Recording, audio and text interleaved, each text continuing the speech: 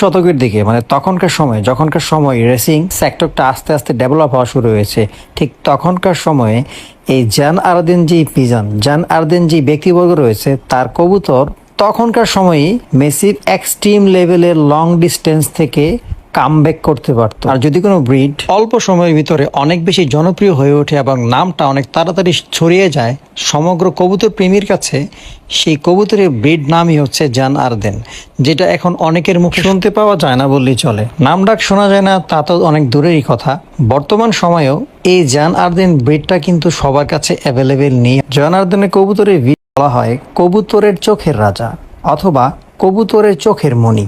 মানে তার চোখের যে আইবল থাকে ইনসাইড অ্যান্ড আউটসাইড, এক কথায় এত ব্রাইট থাকে এবং এতটা দেখার মতো থাকে যেটার বর্ণনা দিয়ে আমি শেষ করতে পারবো না।